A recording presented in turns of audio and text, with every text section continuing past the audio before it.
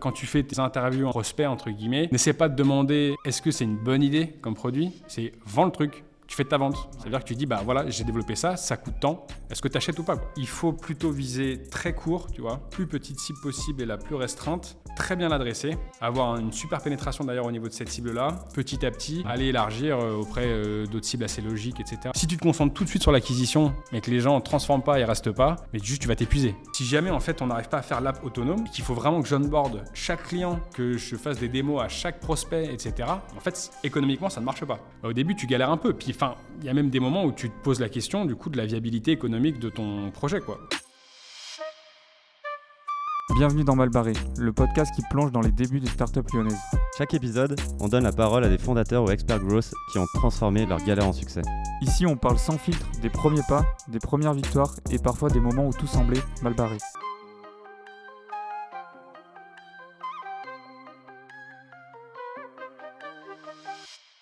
Salut Jean.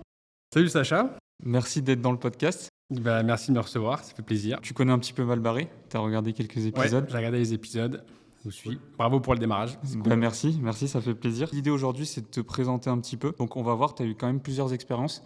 On va notamment parler beaucoup de Flash. Flash, je vais faire le petit pitch, mais tu vas pouvoir en détailler un peu plus derrière.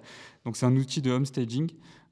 Donc l'idée, avec des mots plus simples, on va dire, c'est que tu prends en photo une maison, un appartement, enfin surtout l'intérieur de la maison. Et avec de l'IA, en fait, ce que vous allez faire, c'est que vous allez rendre ça beaucoup plus beau, beaucoup plus sexy pour les conseillers immobiliers qui vont ensuite le vendre derrière. Ouais, c'est très bien pitché. C'est un beau pitch. Parfait. C'est un beau pitch. Pareil, je te disais, ça, on va le détailler beaucoup plus après, mais l'idée, c'est de poser un peu le cadre. Donc, il y a eu Flash, tu as aussi eu d'autres expériences dont je pense on va pas mal parler. Mais avant de commencer tout ça, avant de parler du côté perso, c'est qui Jean et du coup, sans le côté professionnel, qu'est-ce que tu fais en dehors de ça ? Jean, 31 ans, à Lyon depuis 8 ans, mais grenoblois d'origine. Ok. Si on doit parler du perso, papa depuis 1 mois et demi. Félicitations. Donc merci. Ça change pas mal la life. Tu m'étonnes. Et voilà, assez passionné par le développement de projets, par les copains, la famille, voilà. Jean, comment t'es tombé un petit peu dans l'entrepreneuriat ? C'était pas du tout prédestiné. Enfin, j'étais pas prédestiné à ça. Tu sais, je me suis jamais dit, moi, il faut absolument que je sois indépendant ou quoi que ce soit. En revanche, quand j'ai cherché du boulot après l'école de commerce, j'ai fait une école de commerce, et je voulais pour le coup faire du commercial, et je voulais bosser plutôt dans une petite structure. Ok. Parce qu'en fait, je voulais participer un peu à la croissance d'un projet. Ça me faisait assez kiffer. Et puis l'idée, même si c'est probablement un peu galvaudé, mais l'idée de me dire que si tu bosses dans une boîte de 10, que tu fais du coup 1/10 du projet, me faisait un peu plus kiffer que quand tu es dans une boîte d'un grand groupe où il y a 3000 personnes et que tu fais 1/3000. Et donc dans ce cadre-là, je commençais à chercher du boulot, et je suis tombé sur une offre qui a été publiée par Enguerrand, qui deviendra plus tard mon associé, qui, chez Josepho, recrutait quelqu'un pour développer le marché lyonnais. Donc la boîte, dans l'événementiel, fait de la location de photobooths. Ouais, du coup, Josepho qui est plus côté Bordeaux, de base. C'est ça, qui était à Paris de base. À Paris, ok. Ensuite a été exporté à Bordeaux avec Anguay qui a bougé là-bas. Et donc la boîte, il y avait 3 associés à ce moment-là et une salariée. Ils étaient tous à Paris. Il y a une des associés qui venait d'arriver à Bordeaux. Et ils cherchaient quelqu'un pour développer Lyon, quoi. Et donc, c'était du commercial dans une petite structure, avec un peu une notion d'indépendance que je trouvais cool. Le côté où il faut un peu tout faire. Et ça me faisait bien kiffer, quoi. Et donc, je suis arrivé dans ce projet comme ça. Et de fil en aiguille, je faisais beaucoup de commercial au début, puis après, faire un peu du développement de chiffres, de l'analyse de chiffres, etc. Et puis, en fait, quand tu fais partie du développement d'un petit projet comme ça, tu touches un peu à plein de trucs. Et puis, tu as envie de voir évoluer un peu le projet. Et donc, petit à petit, je suis rentré associé dans le projet. On a développé cette boîte. On est monté à une 15aine de salariés. Il y a eu le Covid. On en parlera peut-être après. Ouais. Et puis après, ça faisait quelques temps avec les associés, avec Anguay et Seb, qu'on voulait monter autre chose. Et donc, Flash, le projet a démarré il y a 1 an et demi. Donc, c'est cool. Au moins, tu nous as fait tout le parcours. Ce qui est intéressant, c'est que, comme tu dis, tu as quand même une approche de l'entrepreneuriat du coup, qui a commencé petit à petit. Et c'est vrai que c'est intéressant de voir cette approche-là. Et du coup, est-ce que tu peux nous parler plus concrètement de Flash ? Du coup, j'ai fait le petit pitch. Ouais. Mais c'est quoi pour toi Flash? Où vous en êtes aujourd'hui? Alors, Flash, c'est, donc, comme tu l'as dit, en gros, c'est une app en ligne à destination des conseillers immobiliers qui leur permet de faire de la retouche photo, de la génération d'aménagement virtuel et maintenant de la génération de vidéos.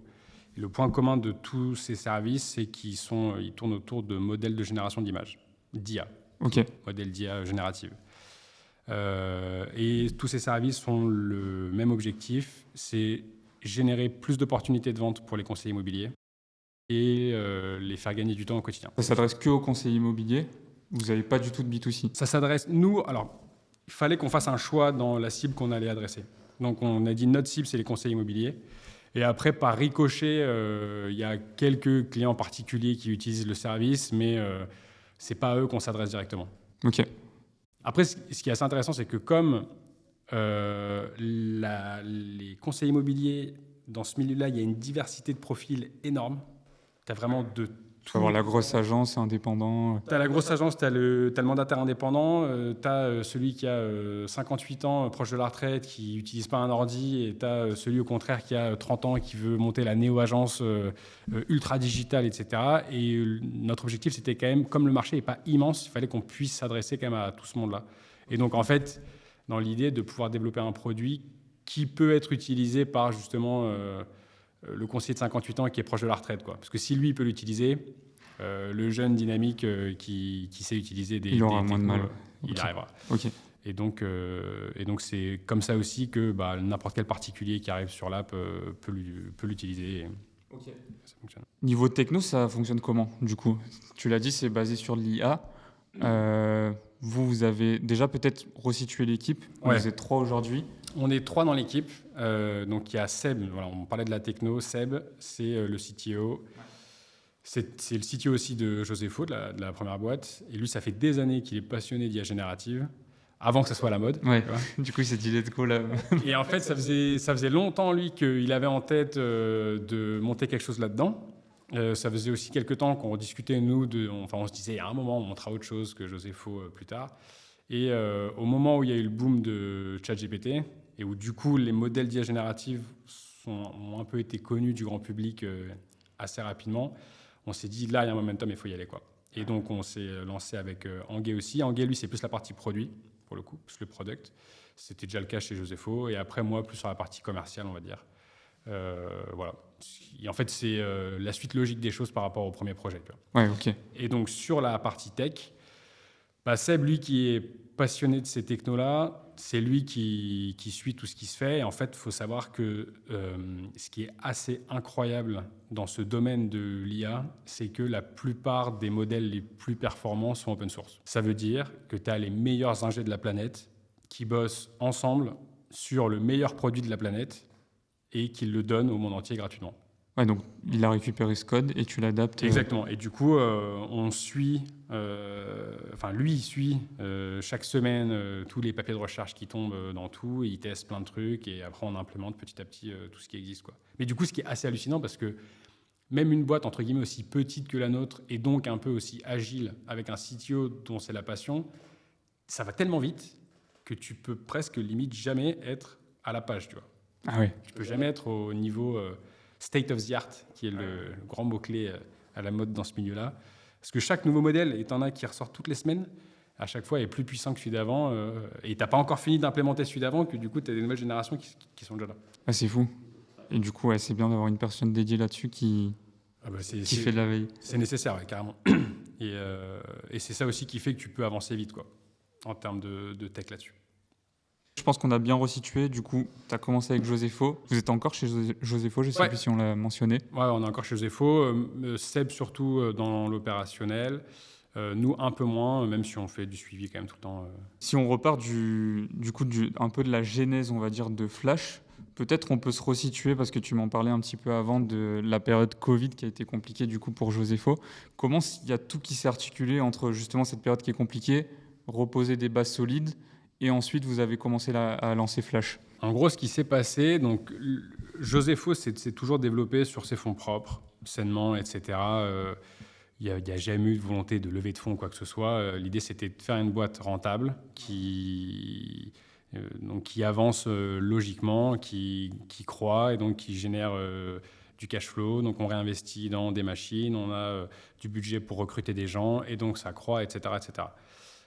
Donc la boîte a toujours une super croissance hyper saine de 2015, 2016, 2017, 2018, 2019 et mars 2020, Covid.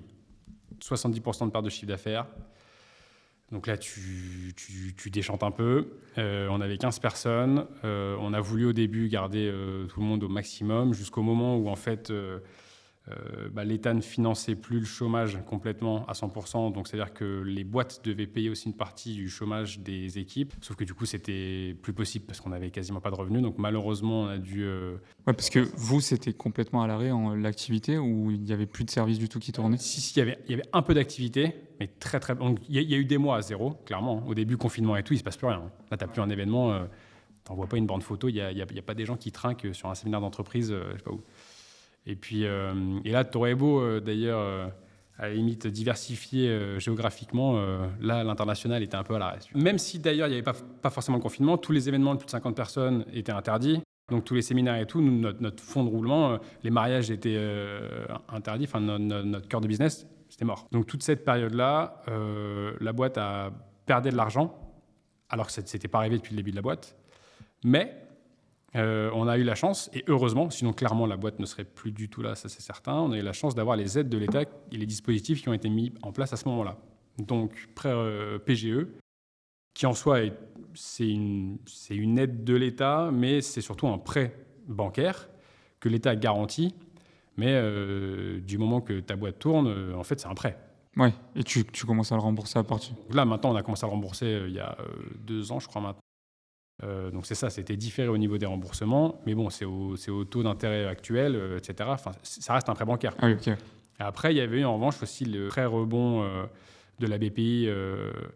Enfin voilà, il y a eu d'autres aides qui sont aussi des prêts, et pareil, qu'on se met à rembourser, mais heureusement qu'on a eu ça parce que sinon, clairement... tu coules. Ah bon, on aurait coulé directement. Même si on était rentable et sain, on avait besoin des chiffres d'affaires des mois d'après C'est sûr. pour payer l'équipe, les coûts fixes, etc. Ce qui est vrai, c'est que tout de suite, on a eu beaucoup de cash qui est arrivé dans les caisses d'un coup, ce à quoi on n'était pas du tout habitué. Et donc, à ce moment-là, en plus avec des coûts qui, à un moment, étaient un peu limités parce que, justement, l'équipe était au chômage, donc il n'y avait pas ce coût-là. On avait essayé de réduire au maximum certains coûts fixes. Et donc, en fait, tu te retrouves un peu sur un format américain où tu as plein de cash dans les caisses. Tu n'as plus besoin, entre guillemets, d'être rentable parce que si tu as perdu de l'argent le mois d'après, c'est pas très grave, il te reste encore du cash, etc. Et donc, en fait, on s'est mis à faire pas mal de tests aussi et développer des produits. On s'est mis à développer des produits qui ont vu le jour. On a 20 Milo, ça parlera à l'équipe actuellement dans le hub à Saint-Ouen. Aucun client ne sait ce que c'est. Ça n'a jamais servi à quoi que ce soit. C'est quoi pour la petite histoire? Le projet sur ce truc-là, c'était de créer une sorte d'imprimante, mais vraiment design. L'imprimante est déguisée dans un packaging qui est vraiment stylé, à destination un peu de la CHR, etc., donc café, hôtel, restaurant. Et c'était pour booster leur visibilité. Et en fait, l'idée, c'était que quand toi, tu vas visiter un lieu, par exemple Balade, tu vas passer ta journée chez Balade ou dans un bar, un café, un resto, un hôtel, quoi que ce soit, et que tu publies une photo avec le hashtag sur les réseaux, du lieu, sur les réseaux, ouais. Sur Insta, ta photo s'imprime automatiquement sur ticket de caisse depuis ce truc-là. Ah, énorme. En vrai, le truc est assez cool, tu vois.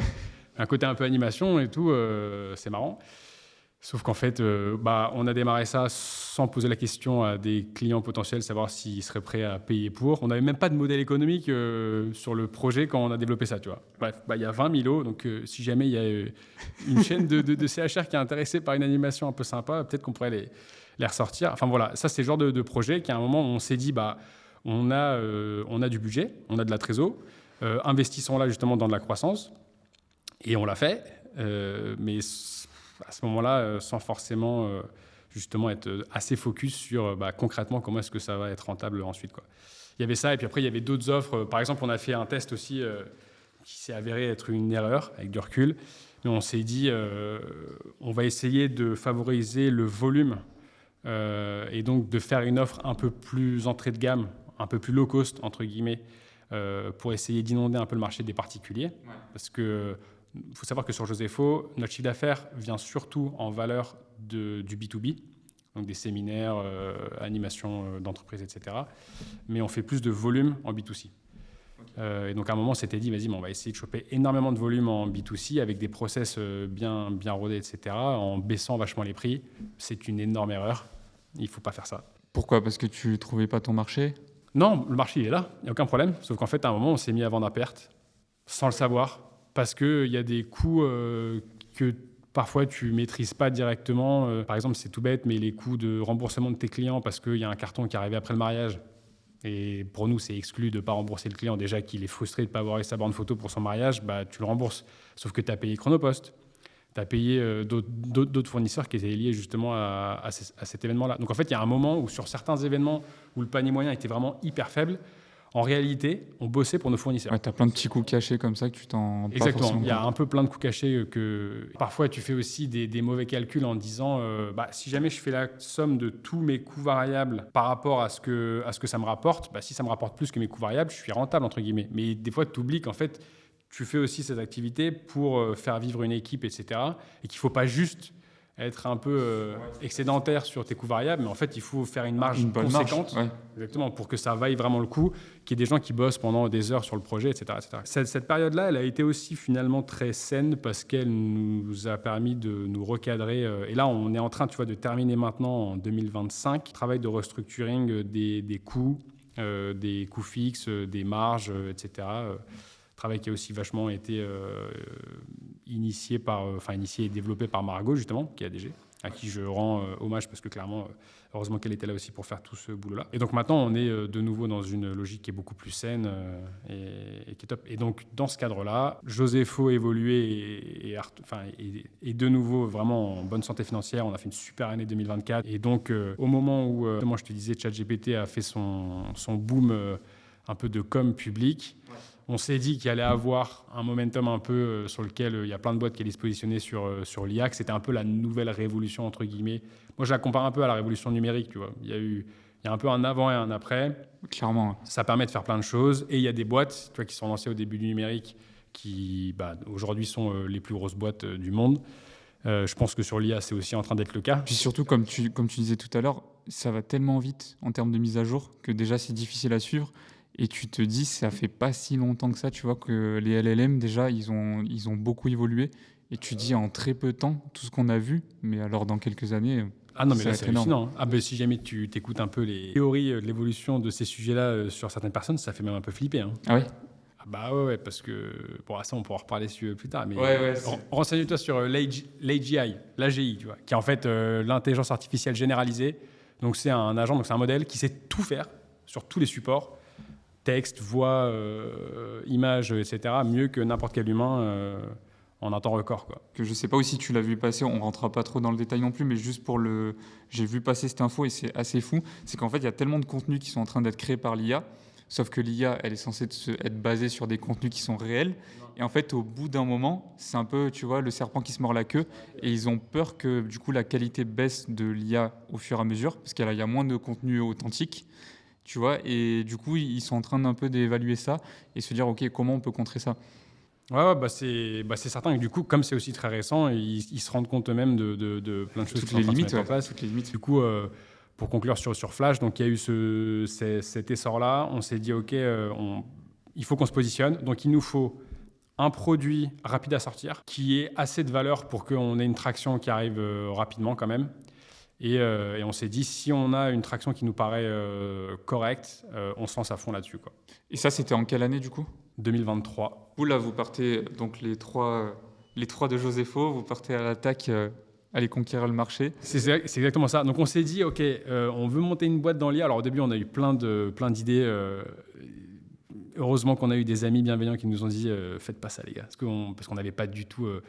l'étoffe et les épaules, on avait des idées de boîte, des trucs énormes qui auraient pu révolutionner plein de choses au niveau des process, de la création de contenu et tout.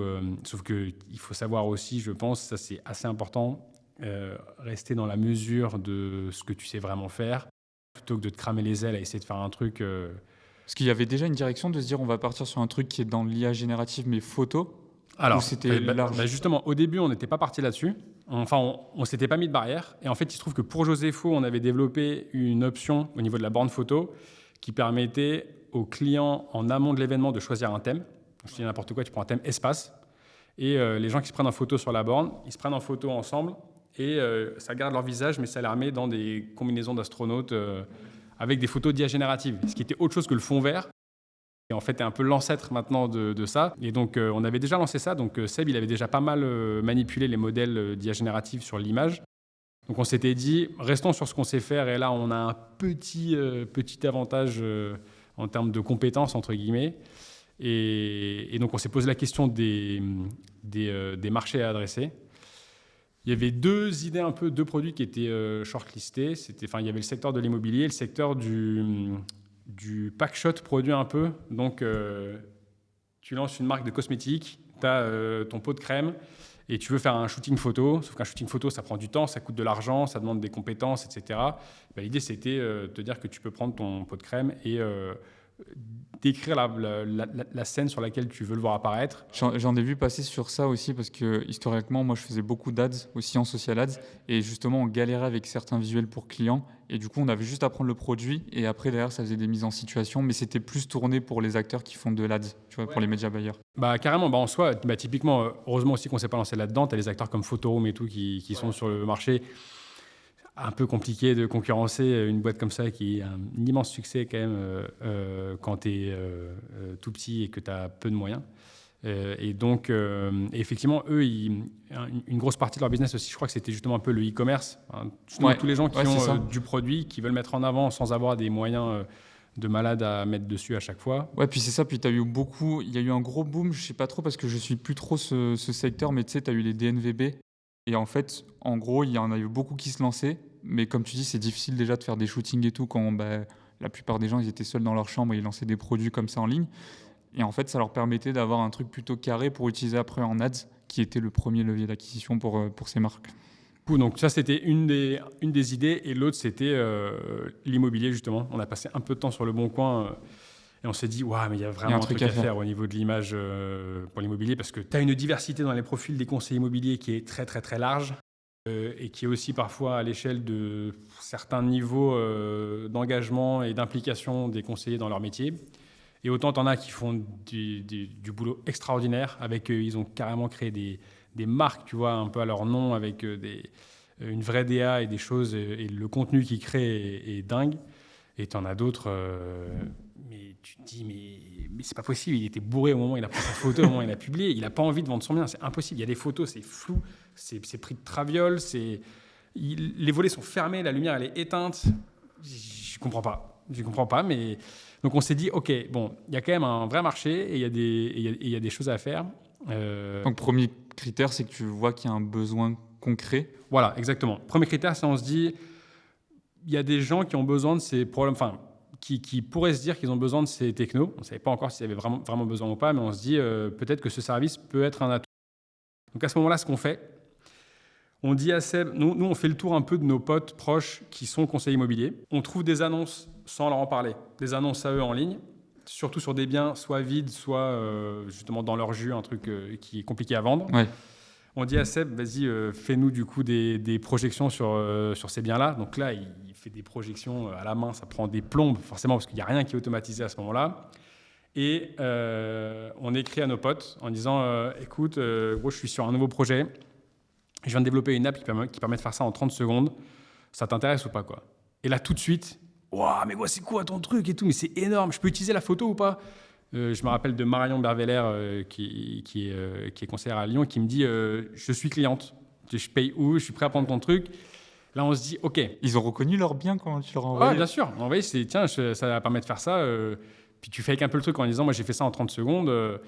Et c'est à ce moment-là que j'ai changé justement avec mon pote Jean qui développe Collective et qui me disait quand tu fais tes interviews un peu prospects, entre guillemets, n'essaie pas de demander, surtout quand c'est ton premier cercle, est-ce que c'est une bonne idée comme produit? C'est vends le truc, tu fais ta vente. Ça veut dire que tu dis, voilà, j'ai développé ça coûte tant, est-ce que tu achètes ou pas, quoi?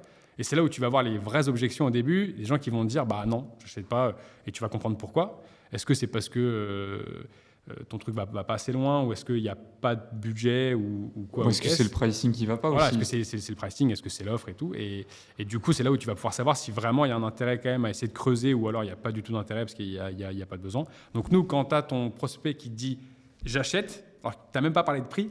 Ouais, c'est une première preuve de marché. Exactement. Tu dis là, il y a un besoin. Donc on se dit, ok, c'est intéressant. Et là, en échangeant du coup un peu avec ce premier cercle, il y avait, tu vois, une dizaine, douzaine, quinzaine, je sais plus, d'utilisateurs potentiels avec qui on discute. Et on leur dit, bah, ok, on est en train de finaliser un peu là parce que ça t'intéresse de tester au début. Franchement, c'était unanime. On disait, oui, ça m'intéresse carrément. Envoie-moi le lien et tout, je suis trop chaud. Donc là, tu l'es basculé en bêta-testeur du coup. Exactement, c'est ça. Là, on se dit, OK, il y a apparemment un market fit, tu vois, il y a des gens qui peuvent être intéressés par le produit.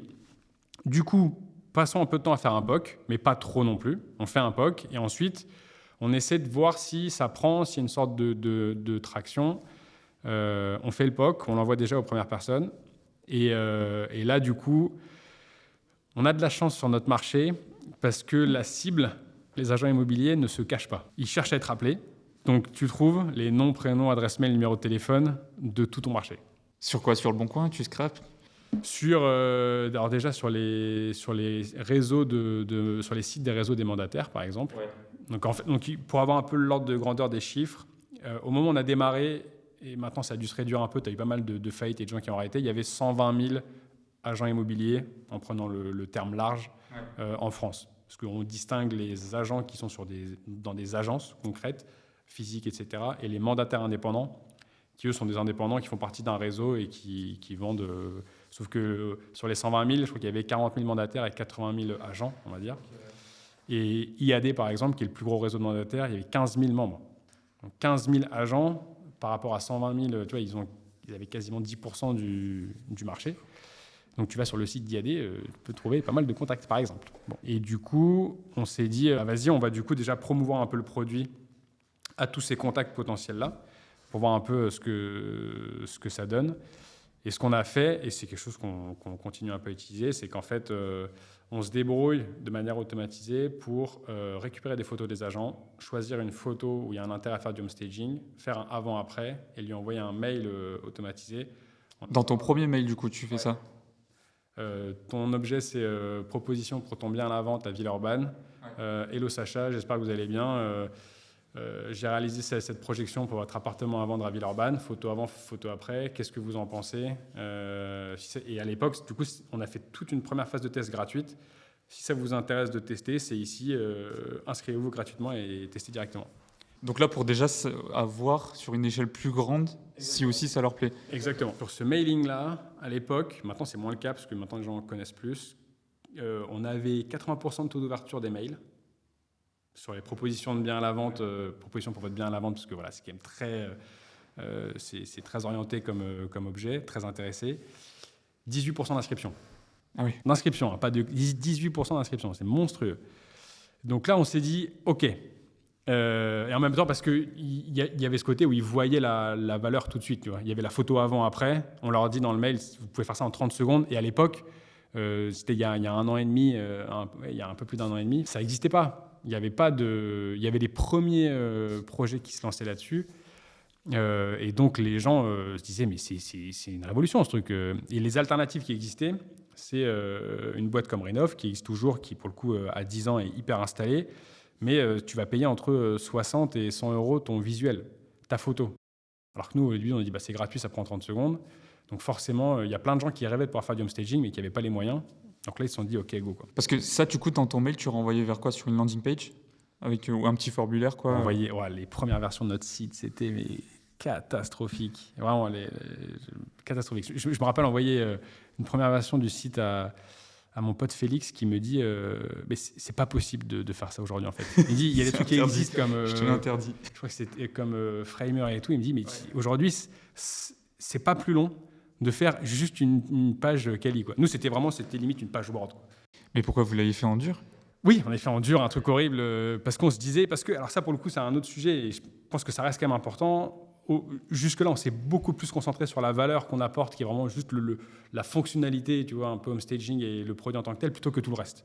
Ce qui est déjà très bien, c'est quand même le cœur de ton produit. Il vaut mieux d'ailleurs faire une fonctionnalité qui fonctionne bien et qui va plaire à tes utilisateurs plutôt et avoir une interface un peu pourrie plutôt qu'avoir une super belle interface mais qui donne des résultats horribles, inexploitables. C'est sûr. Donc bref. Et donc, donc à l'époque, on renvoyait sur quoi? On renvoyait sur une page avec juste de quoi créer ton login et t'inscrire, quoi.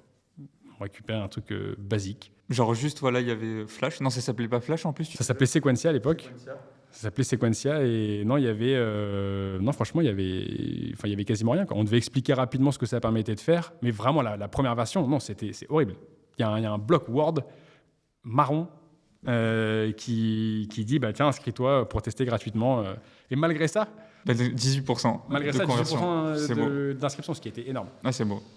Et donc là, on s'est dit, et c'est à ce moment-là qu'on s'est dit, OK, uniquement à ce moment-là, on s'est dit, c'est le projet sur lequel on se lance pour les prochaines années-là. Et on y va à fond. On a essayé, tu vois, justement, de faire les choses dans l'ordre.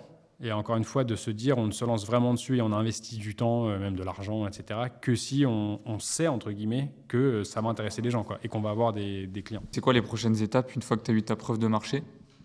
Tu te concentres du coup sur l'application parce que là, à ce moment-là, il n'y avait pas d'application qui était créée encore. Oui, il n'y avait pas vraiment d'application, donc on s'est un peu concentré dessus. Donc pendant 6 mois, on a proposé l'application gratuitement. Donc c'était vraiment un usage gratuit, et parce que nous, on voulait avoir un maximum de retours avant de se dire on commercialise. Et on voulait du coup faire évoluer le produit en se disant on a un produit qui en soi est OK à vendre, tu vois, et les gens seront prêts à payer. On a fait évoluer l'application avec les retours utilisateurs de manière constante pendant 6 mois. Et après, on avait fait... Comment on a fait d'ailleurs? On a dû faire des premiers forums un peu échangés avec des utilisateurs en disant bah voilà, on va bientôt démarrer la commercialisation. Et on testait un peu le pricing en disant tiens, ça va être tant, ça va être tant. La réalité, pareil, c'est ce que m'avait dit mon pote Félix. Il m'avait dit en vrai, ton premier pricing ne sera pas le bon, c'est certain. Donc fais-toi une raison là-dessus.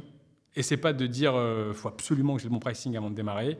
Tu verras, et de toute manière, tu vas tester plein de trucs au fur et à mesure. Donc, mets quelque chose, mais plutôt quelque chose haut que trop bas. C'est plus simple de baisser un prix que de le remonter. C'est ce que je pense en soi. Mais c'est vrai que t'as pas déjà le pricing, tu n'as pas de vérité absolue parce que tous les produits sont différents et puis les marchés aussi, donc c'est compliqué. Mais du coup, c'est intéressant ce que tu disais, c'est que vous avez fait d'abord une petite étude pour savoir à peu près combien vous pouvez le vendre. Et du coup, à partir de là, tu t'es fixé une fourchette. Et à partir de là, et puis après, tu fais aussi des calculs tout bêtes, mais tu regardes ton marché adressable total. Donc nous, il y a 100 000 agents en France. Alors en France, après, nous, on a tout de suite eu la volonté, et ça, c'était un des critères pour démarrer un nouveau projet, c'était d'avoir un produit. Donc nous, on voulait faire du SaaS et avoir un marché qui soit où on puisse facilement aller à l'étranger. Ok. Pas où il y a une réglementation légale ou quelque chose qui soit très franco-française.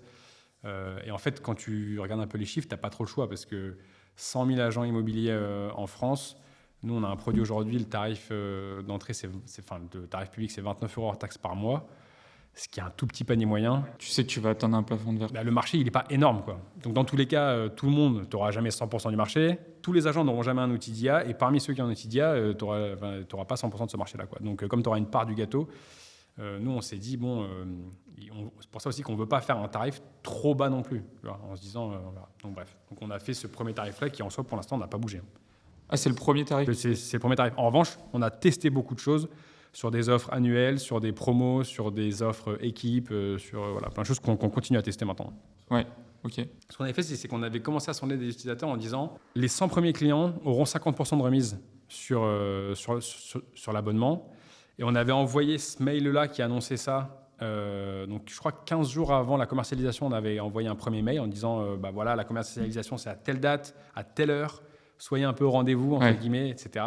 Et il y avait des gens qui répondaient j'espère que je serai à l'heure. Ils avaient peur de louper le truc. Ouais, c'est ça. Donc là, on s'est dit ok, bon, au moins, on aura des clients. Ce qu'il faut quand même savoir, parce que c'est important, on était quand même monté à quasiment à un peu plus de 6000 utilisateurs. Qui l'utilisaient en plus fréquemment? Alors, inscrits, 6000 inscrits.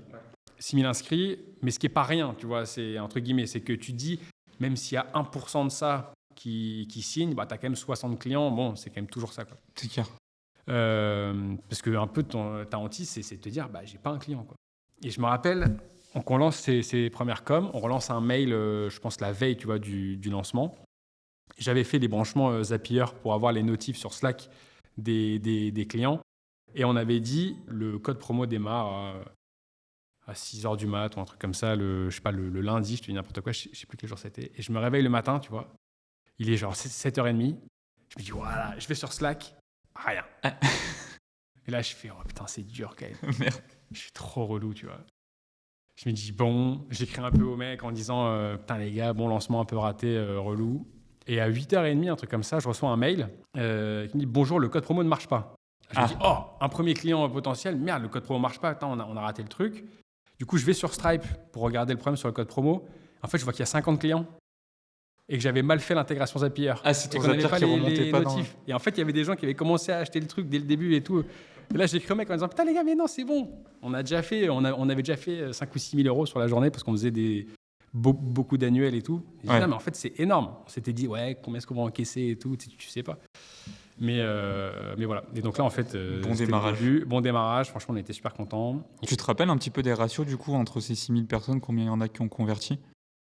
Je sais qu'on avait, on devait avoir 3 ou 4% de conversion. Ouais. Quelque chose comme ça. Bah, sachant qu'aujourd'hui, si, je peux donner un ratio. Hein. Aujourd'hui, il y a 10% des gens qui sont créés un compte qui ont déjà sorti la carte bleue pour utiliser Flash. Que ce soit pour de l'abonnement ou de l'achat de pack de crédit ou autre. Ouais, parce qu'aujourd'hui, tu peux le tester gratuitement. Tu peux tester gratuitement sur 3 crédits. Ouais. Exactement. C'est-à-dire que tu peux importer 3 photos que tu peux retoucher autant que tu veux pour un peu tester l'outil et voir un peu comment ça répond. Et ouais. Et donc, on a, c'est ça. Il y a grosso modo entre 8 et 10% des gens qui ont mis. Ce qui est pas mal. En vrai, ce qui est assez énorme finalement.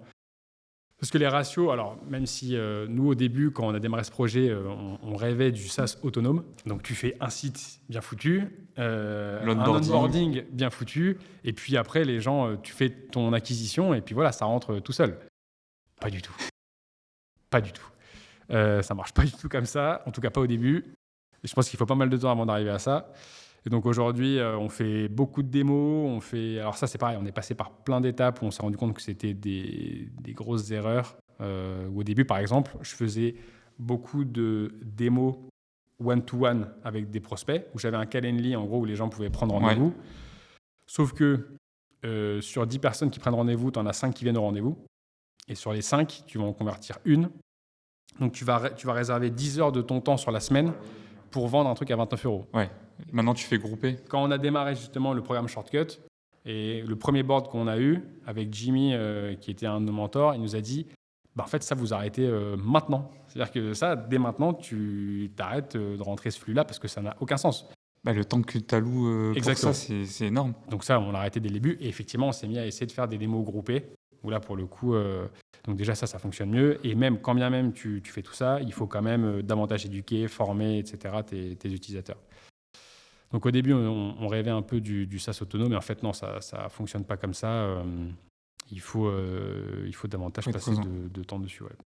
Est-ce qu'on a fait le tour de toutes les étapes, en gros, les gros jalons que tu vois, toi, dans le lancement ? Ouais, je pense, ouais. Commencer par valider qu'il y avait vraiment un intérêt. Ensuite, on fait tester un POC, il y a une traction sur le POC. Il y a une traction sur le POC, ok, on continue à le faire évoluer. Et dès qu'il atteint un stade où tu as déjà beaucoup d'utilisateurs, tu te mets à le vendre. Quoi. Est-ce que tu te souviens un petit peu du coup des moments, des premières galères, on va dire, avec Flash ? Si t'en as, hein, peut-être que c'est un sans faute. Non. Bien sûr. Non, on a toujours, encore maintenant. Hein. Les premières galères, je te dis déjà, c'est ça. C'est au début, on se dit... En fait, pour comprendre aussi ce dont on rêvait, c'est que nous, donc, on vient du milieu de l'événementiel. Ouais. Où on envoie notamment des bornes photos un peu partout en France pour des événements toute l'année. Et les galères qu'on a dans l'événementiel, c'est que parfois ta borne, elle arrive après l'événement. Donc ça marche pas. C'est foutu. Donc t'as beau faire un produit qui est quali avec un parcours client quali sur ton site, une app quali pour programmer ton événement, derrière, ton fournisseur, c'est Chronopost. Si ton fournisseur fait pas sa part du job et remplit pas sa mission, même si toi, tu as envoyé la borne pour qu'elle arrive 3 jours avant l'événement, et qu'elle arrive après... Ça retombe sur toi. Ça retombe sur toi et ça marche pas. Toutes les galères de l'événementiel, on s'est dit, mais si seulement on pouvait s'affranchir de ça. Et puis quand on a commencé à réfléchir au SaaS, on s'est dit, mais attends, mais c'est ça qu'il faut faire. C'est du SaaS, quoi. Tu développes ton logiciel une fois, tu le marketes bien, tu l'envoies à des gens et après, c'est bon. Le truc, ça tourne. En plus, il y a de l'abonnement, c'est récurrent, mais c'est exceptionnel. Génialissime. Donc, on s'est lancé là-dedans et en fait, du coup, tu te rends compte qu'effectivement, sur le marché qu'on avait choisi, nous, et en tout cas l'offre qu'on avait, tu es sur des tout petits paniers moyens. Au début, tu fais ton BP, tu vas te dire, ça va, il y a 100 000 agents immobiliers en France. On va prendre peut-être 1% de ce marché assez rapidement parce que c'est novateur, etc. Ça fait 1000 agents qui vont payer grosso modo 30 € par mois. Ça fait 30 000 € par mois à 360 000 € de CA la première année. Nickel. Pas mal. Pas du tout. Ça se passe pas du tout comme ça, évidemment. Et donc, en fait, la première galère, déjà, ça a été d'essayer de trouver un modèle économique viable sur le temps passé, le temps passé par client signé, quoi. Ouais. Parce que ton client, encore une fois, il va te rapporter 29 € par mois. Donc, avant de pouvoir en vivre, il faut en signer quand même pas mal.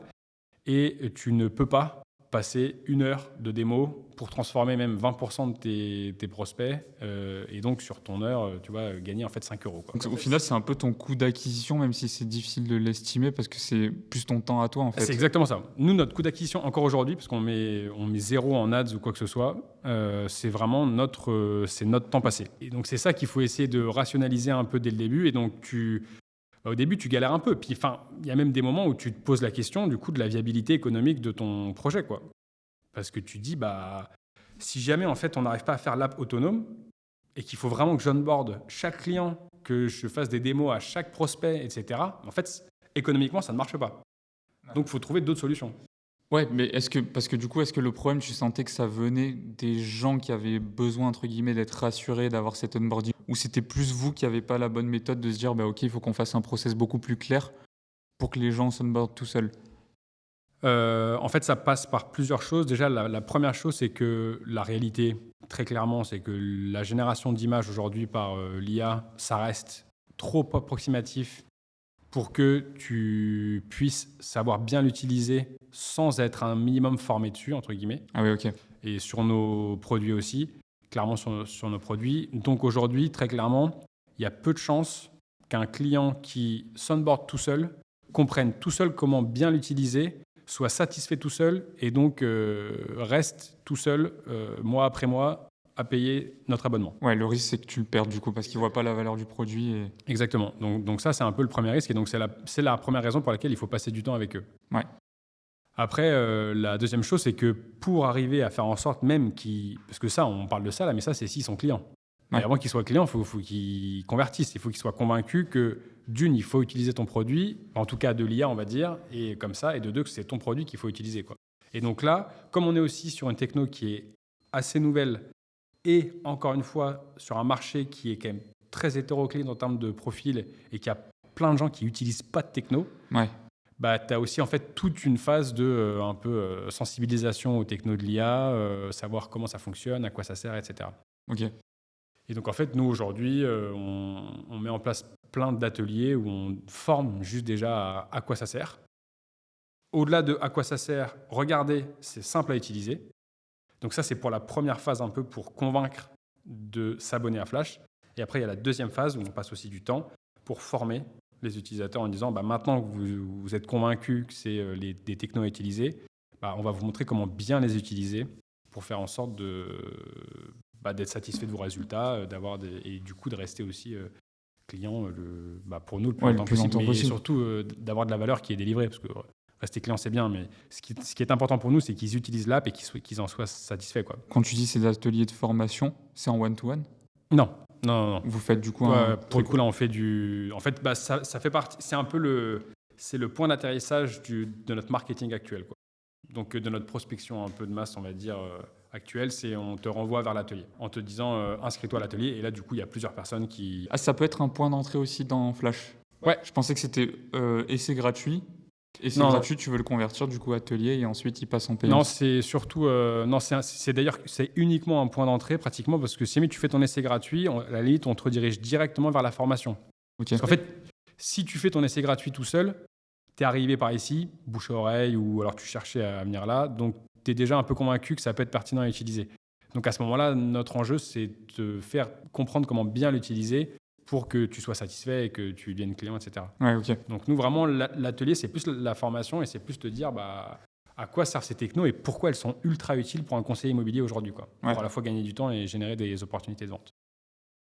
Et ça, c'est les premières galères, quoi. C'est juste essayer de faire en sorte de trouver ton premier funnel un peu d'acquisition-conversion, rentable économiquement, dans le sens où ton temps passé, il vaut le coup. Mais ce qui est déjà un vrai enjeu, mais c'est aussi, dès que tu as la réponse, c'est une belle réponse, quoi. Ça veut dire que tu as un bout de modèle économique fonctionnel. Bah forcément, et puis tu peux vite le mettre en relation en disant si je veux passer à l'échelle, tu vois, je sais combien ça va me coûter, je sais ce que je dois faire, et forcément c'est plus logique Exactement. après pour toi. C'est exactement ça.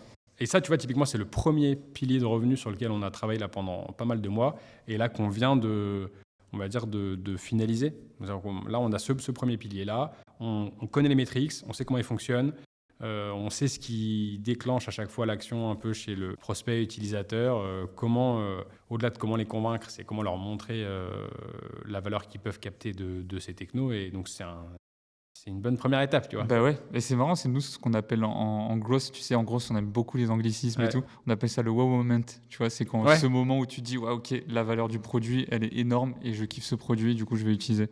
Ouais, c'est exactement ça. Et on a toujours l'ambition un peu et le rêve de se dire que, mais ça passera avant tout par le produit, que les prospects peuvent être autonomes et faire leur onboarding tout seul et avoir des résultats de qualité tout seul, etc. Mais ça passera par des meilleurs modèles qui déjà font des résultats de qualité instantanément, et pas que tu aies besoin de comprendre comment ils marchent pour arriver à des résultats de qualité, que ça marche tout seul, même si tu n'as pas été formé sur l'outil. Et après, par un bon onboarding qui te... Ouais, une évolution du produit du coup au Ouais, final. exactement. Et après, l'autre galère, c'est que nous, on a démarré mal barré parce qu'on s'est dit tout de suite, tu vois, typiquement, quand on a quitté opérationnellement Joséfo, on s'est donné 6 mois pour se payer. Ouais. Et donc, moi, j'ai pris l'ARS au niveau du chômage là, des aides. Où tu as eu 50%. Où j'ai eu 50%, et donc j'avais 6 mois. Et c'était en mode, au bout de 6 mois, si on se rémunère pas au bout de 6 mois, on passe à autre chose. Ah oui, ok, ouais. La deadline, elle est claire. Exactement. Mais au moins, tu es obligé de trouver des réponses rapidement. Ouais. Et tu n'as pas de temps à perdre. Ouais, tu te disperses pas là. Exactement. Je ne sais pas si je le recommanderais, mais je pense que si c'était à refaire, je le referais probablement. Tu as un peu ce truc, tu sais. Alors ça, pour le coup, moi, je trouve que l'utilisation, entre guillemets, du chômage pour de la création d'entreprises et de projets, c'est une des seules très bonnes utilisations. Enfin, au-delà de quand tu n'arrives pas à trouver de boulot, évidemment, le côté social, le côté partir faire un tour du monde, c'est des points de vue, c'est peut-être un peu moins ma vision du truc, mais ok. Et la réalité, c'est que parfois, tu as cette aide et c'est génial, qui dure maintenant, je crois, 18 mois. Mais du coup, tu as le temps que ça ne marche pas. Tu vois. Ouais. Et Non, mais finalement, c'est c'est entre guillemets ton meilleur ami, mais c'est aussi ton pire ennemi parce que ça marche pas, c'est pas très grave. Et tu as souvent, je crois, un peu ce côté où tu as des entrepreneurs qui pivotent avant la fin de leur chômage parce qu'ils disent mais merde, mais en fait, dans 3 mois, je peux plus payer le loyer. Donc, soit il faut que je retrouve un job, soit il faut que ma boîte elle marche. Ok, en fait, on va faire ça, et au moins ça marche. Mais tu sais que c'est marrant parce qu'en plus, chez Balade, du coup, on avait discuté avec un indépendant et il nous disait, Kenzie, comme ça il aura la dédicace, il nous disait qu'il n'a jamais eu autant de croissance et tout dans son activité à partir du moment où son chômage s'est arrêté. Parce qu'il s'est dit là, alors que ça tournait bien, mais il s'est dit là, je vais mettre les bouchées doubles, je vais envoyer. Et il dit depuis, il se régale. Bah voilà, non mais exactement. Non mais vraiment, c'est vraiment tout bête. Mais démarrer un peu dans le jus et un peu en galère, ça te force aussi à trouver des bonnes solutions, quoi. Et ok, et tu as d'autres moments un peu galères sur cette période de lancement ? Non, alors après, il y a un autre sujet qui est aussi hyper important et qui est souvent le cas dans pas mal de projets, c'est que quand tu démarres, c'est pas toujours évident de choisir un vrai angle. Donc au niveau par exemple de ta cible et au niveau de ton produit. Et typiquement au début, on a passé pas mal de temps à répondre un peu à des offres, mais qui nous écartaient de notre réelle cible et notre réel modèle économique. C'est pas vraiment une galère en tant que tel, mais ça reste un moment en fait où tu fais pas ce que tu devrais faire, tu vois. Mais en revanche, t'as pas envie de tourner le dos à un prospect ou à quelqu'un qui dit tiens, pourquoi pas. Surtout au début, quand t'as pas forcément de revenus qui rentrent. Exactement. Tu te dis il faut que j'y aille. T'as un peu envie de taper partout, etc. Il faut plutôt viser très court, tu vois, en termes de cible, la plus petite cible possible et la plus restreinte, très bien l'adresser, avoir une super pénétration d'ailleurs au niveau de cette cible-là, et petit à petit, aller élargir auprès d'autres cibles assez logiques, etc. Et ce qu'il faut évidemment surtout pas faire, c'est au contraire essayer de plaire à tout le monde et... Tu plais à personne. Et en fait, tu plais à personne, exactement. Mais je suis d'accord parce que nous, c'est notre combat de tous les jours. Quand on va avoir des clients, de leur dire positionnez-vous, choisissez une cible. Et c'est compliqué, parce que comme tu dis, tu as envie de toucher tout le monde, mais en fait, tu te rends compte qu'en vérité, dans ton message, tu n'es pas clair du coup. Exactement. Et tu vois, par exemple, là-dessus, nous, au niveau du produit, et aujourd'hui, je pense que nous trois, Anguet, Seb et moi, on est les premiers les plus éhontés de notre interface. Ah oui. Vraiment, mais c'est catastrophique. Enfin, genre, nous, c'est à des années-lumière de notre niveau d'exigence un peu et de ce qu'on a envie de faire, mais aussi parce qu'on a davantage bossé au début sur les modèles un peu et le plus possible sur la qualité de l'output, qui pour nous est le plus important pour l'utilisateur. Ouais. Si l'interface est moche, mais que son output il est stylé, c'est le plus important. Encore une fois, ce que je disais tout à l'heure. Si Ouais. tu as une super belle interface qui fait des résultats pourris, mais les gens, ils continueront pas à venir. Ça sert à rien. Mais oui, c'est aujourd'hui, le fait de faire des choix, malheureusement, t'as pas le choix, mais de temps en temps, c'est embêtant. Mais ouais. Est-ce que tu peux me donner une vision, maintenant plus sur le côté beaucoup plus marketing. Déjà, toi, c'est quoi ton appétence avec le gross? Est-ce que c'est un sujet que tu survoles, tu as des connaissances ou pas du tout? Alors des connaissances, pas tant. Enfin, je suis pas très très loin d'être expert de quoi que ce soit. Forcément, quand tu développes des projets, tu es obligé un peu de toucher à tout, donc tu testes des trucs. Moi, c'est un sujet qui me fascine pas mal, Ouais. parce que moi, dans ma personnalité, un peu dans mon profil, j'aime bien être entre guillemets un peu rationnel. Justement, je trouve que le gros, c'est un sujet où tu as une problématique et tu dois trouver la solution. Et Ouais. une fois que tu la trouves, normalement, c'est bon. Tu vois, tu as quelque chose qui fonctionne et après, tu sais que tu as des leviers où tu peux accélérer ou en trouver d'autres, etc. Mais pour moi, c'est une sorte d'enquête petit à petit, tu vois. Ouais, Il faut, mais c'est ça. c'est exactement ça. Tu as des idées, ces idées, qu'est-ce que tu en fais? C'est ça. En fait, tu as des questions qui sont super claires. C'est qu'est-ce qu'a besoin de comprendre mon audience pour être convaincu que ce que je fais a de la valeur, par exemple, va leur apporter de la valeur. Et déjà, tu peux rien que te concentrer sur cette question-là, mais tu peux y passer des mois avant de te dire, ta landing, les gens cliquent sur le call to action parce qu'ils ont compris que ce que tu fais, c'est génial, tu vois, et, Ouais. ça va les aider. Et pour moi, c'est un sujet sans fin, quoi. Mais qui est vraiment passionnant. Et c'est forcément un levier que tu es un peu obligé d'activer dans des métiers comme les nôtres où tu as besoin de toucher beaucoup de monde. Pour pouvoir vivre, il nous faut des milliers et des milliers de clients. Et donc, assez logiquement, quand tu dois faire de la masse, à un moment, il faut que tu puisses contacter des milliers de personnes et être pertinent auprès de milliers de personnes. Donc, c'est des sujets dont on parle, quoi. Si tu peux me donner un peu l'image globale du coup aujourd'hui de votre système, on va dire, d'acquisition. Et après, on parlera un peu plus des autres leviers qui arrivent un peu plus derrière, même si on a quand même parlé d'onboarding. Mais aujourd'hui, du coup, comment tu attires tes utilisateurs? Est-ce que c'est encore de la prospection, comme tu disais? Pour bien comprendre notre système d'acquisition, il faut avant un peu comprendre notre conversion. Et c'est ce dont je parlais tout à l'heure. Il y a de l'intérêt à ramener beaucoup de monde sur l'application si on sait comment les convaincre de devenir clients. Ça ne sert à rien de ramener 10 000 personnes si jamais tu convertis personne. Donc, on a commencé par essayer de se creuser la tête, de savoir comment arriver à convertir des prospects en clients. Et ça, pour l'instant, la meilleure réponse qu'on ait trouvée, c'est justement ces ateliers un peu de sensibilisation et de formation, où on t'explique pourquoi Flash va être ultra pratique au quotidien pour toi et t'aider à vendre plus rapidement. Et on te montre que c'est simple à utiliser. Ouais. Et en général, quand tu participes à un atelier, les gens sont assez convaincus. Comme ça, c'est ce vers quoi on veut essayer de ramener les gens, notre acquisition, on l'a pensé pour ramener des gens sur ces ateliers. Ouais, ton premier point d'attraction, c'est un peu comme ton lead magnet où en fait les gens vont sur cet atelier. Dans l'idée, c'est exactement ça. Et donc sur l'acquisition, on a testé pas mal de choses. Il y a plusieurs canaux qu'on a testés. Donc c'est grosso modo de la prospection de masse, on va dire, parce qu'il nous faut beaucoup de volume pour arriver quand même à avoir un peu de résultats.